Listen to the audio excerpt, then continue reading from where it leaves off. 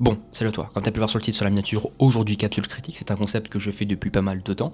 Faut savoir que je suis actuellement à Manchester, en UK, très cool. Pourquoi? Parce que je peux me permettre tout simplement de voir des films, comme notamment Peaky Blinders, The Immortal Man, et j'ai un petit critique en dessous, que j'ai déjà vu il y a 5-6 jours, et que je peux vous sortir cette vidéo-là à peu près 10 jours avant qu'il sorte en France.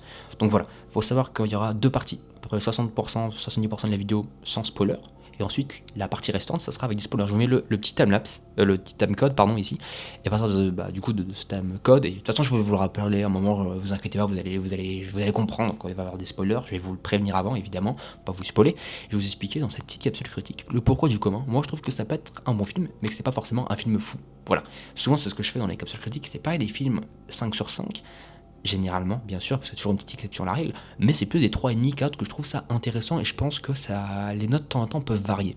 Parce que bah forcément c'est tout subjectif, mais parce que c'est quand même intéressant. Il y a quand même un truc quand on dire. C'est où t'entends que tu finis le film, t'es avec ta famille, tes amis, tes potes, ou même tout seul, et tu te dis, j'aurais quand même, j'ai envie d'en discuter, ou j'aurais aimé en discuter avec quelqu'un. Et bah je pense que là, c'est un film où on a envie d'en discuter.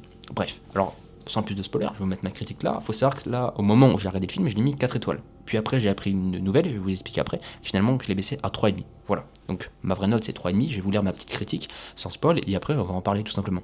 J'ai dit j'adore l'idée de faire un film qui change la conception des épisodes de la série, où tout va vite. On prend le temps de faire une dernière rencontre avec Tommy Shelby, qui est très agréable, avec des beaux plans lumineux et sombres qui rentrent dans sa psyché, dans ce fameux combat intérieur qui n'a pas eu le temps de régler entièrement dans la série.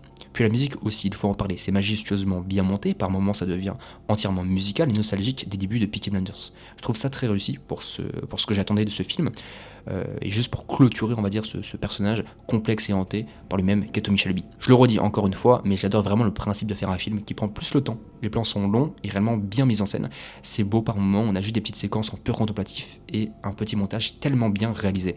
Je suis fan que ça se termine comme ça, et non pas par un film encore trop vert ou par une suite de spin-off de série. Évidemment, finalement, il y a eu des spin-offs, c'est pour ça que j'ai baissé un petit peu ma note, parce que moi, quand je l'ai vu, je me suis dit, c'est fini par ça, quoi. C'est un point final. Et finalement, ils vont faire un spin-off, c'est un demi-point final, mais ils vont faire avec une nouvelle génération de Peaky Blinders en 1953-58, un truc comme ça que j'ai appris récemment, que moi je ne regarderai pas, parce que voilà, je trouve que t'en fais une, c'est comme les films, les Avengers, c'est tout comme ça. Le premier, le deuxième, le troisième, c'est sympa, puis après quand t'en ponds 10 toutes les années, là, au bout d'un moment, t'en es un peu ras le cul. Bref, ici c'est juste la bonne longueur, le bon récit, une dernière belle rencontre avec Thomas Shelby. Voilà, moi c'est ce que je trouve ça bien. Faut savoir que j'ai absolument surkiffé la série. Je pense que d'une certaine manière, si tu regardes le film, c'est que t'as aussi kiffé la série, sinon tu n'irais pas regarder le film.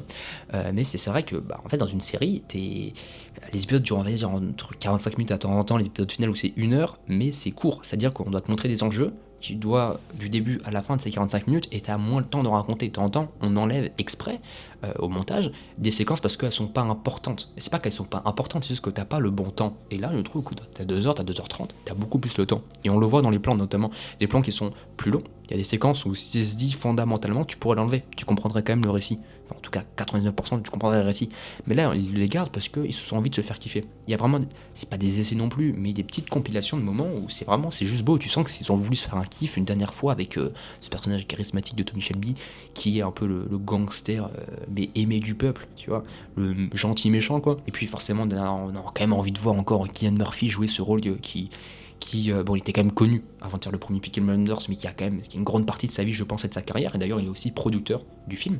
Donc ça montre aussi qu'il a mis sa patte et qu'il a changé. Voilà. Donc il faut savoir que déjà, ce que je trouve très intéressant, moi, c'était l'idée de faire un film. On a peut-être plus le temps d'en apprendre. Parce que le titre, en fait, tu comprends que le titre, c'est pas un titre Peaky Blinders, c'est un titre extrêmement ouvert où tu comprends qu'il va y avoir de nouveaux personnages. Non. Surtout comment ça s'est terminé la série.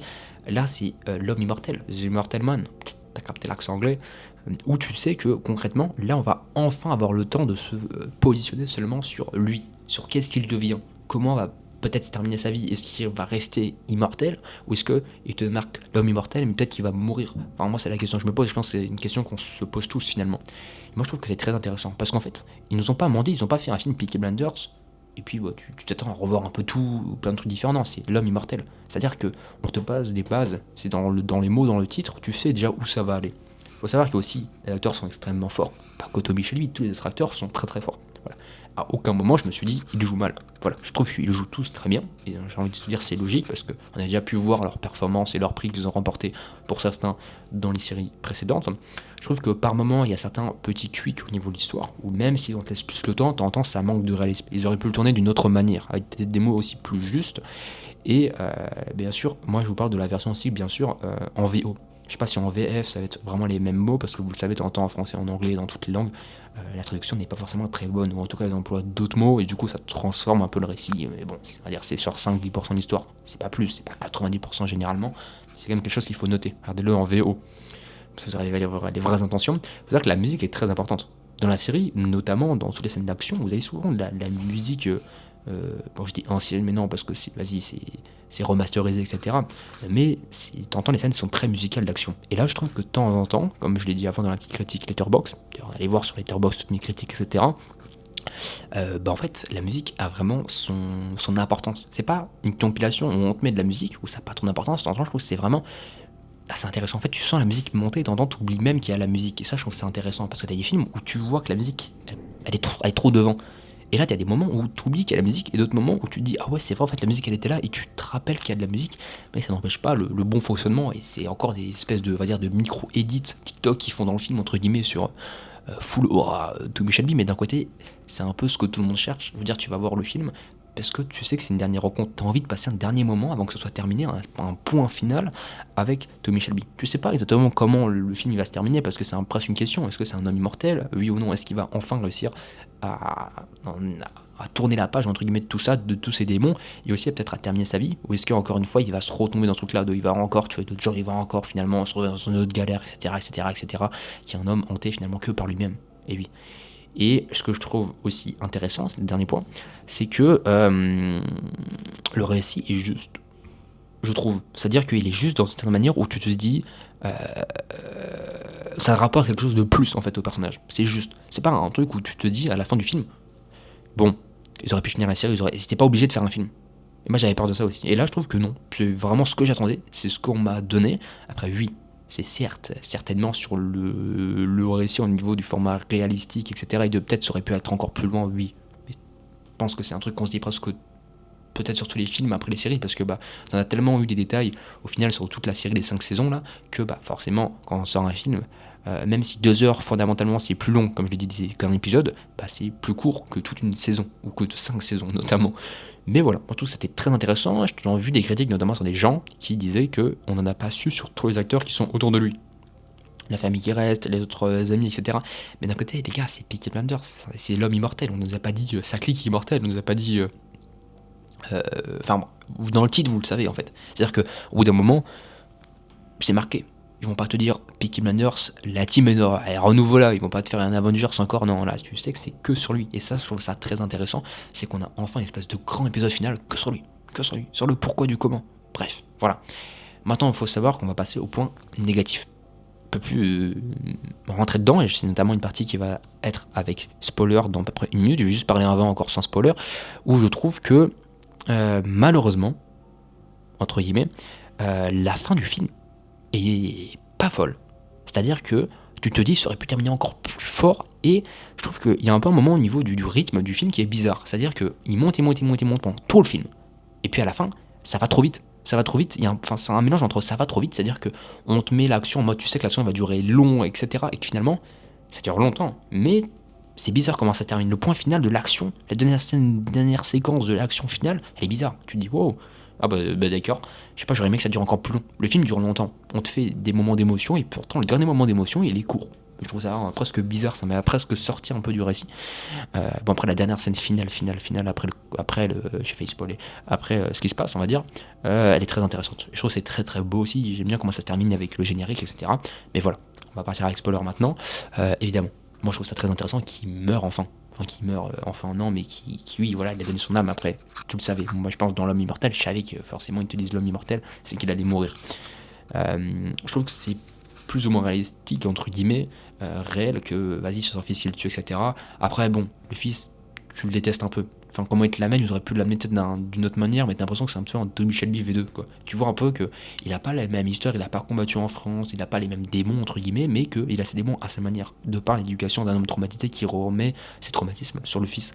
Et c'est un truc qu'on voit ici. On voit que ça va être un peu le Tommy Shelby V2. On se comprend que c'est pas la même éducation pour beaucoup de choses, mais que waouh, quand même. Notamment la scène où il se bat avec les cochons là, dans la boue, etc. Tu vois qu'il fait pas mal d'erreurs, qu'il a pas forcément euh, les mêmes valeurs, puisqu'il collabore avec des nazis, il est un peu perdu en fait, c'est un homme qui est perdu, contrairement entre guillemets, à Tommy Shelby qui n'est pas perdu mais qui a plus, qui sait où il va aller, tu vois que le fils est un peu plus tourmenté, c'est presque la nouvelle génération de gangsters qui veulent peut-être amener, voilà, je pense que ça va être ça sur la prochaine saison, mais comme dit, je vais sûrement pas la regarder à 99% parce que bon, les spin-offs au bout d'un moment, c'est bon, vas-y, ils vont voir ça, faire encore de la thune, etc., etc. Je préfère finir avec ce point final de ce film, parce que je trouve que c'était une bonne idée comme ce film. Je trouve que du coup, toutes les scènes, notamment, en fait, il y a des plans qui sont magnifiques. Vous voyez avec la péniche au bout de la scène finale, ou avec le drone qui passe au-dessus, je trouve ça magnifique. La scène finale avec la roulotte, où il y a encore des petits souvenirs un peu de tous les derniers épisodes, saisons qui sont cachés dedans. J'ai presque envie de faire un arrêt sur image où tu te dis, oh, ok, il y a la photo, il y a la montre, il y a le briquet, il y a ceci, il y a cela. Tu te dis, oh, ouais, c'est pas mal, même la roulotte en question elle-même, ça te ramène en fait à presque beaucoup d'easter eggs. Et ça, je trouve ça très intéressant, c'est qu'il y a plein d'easter eggs partout. Voilà.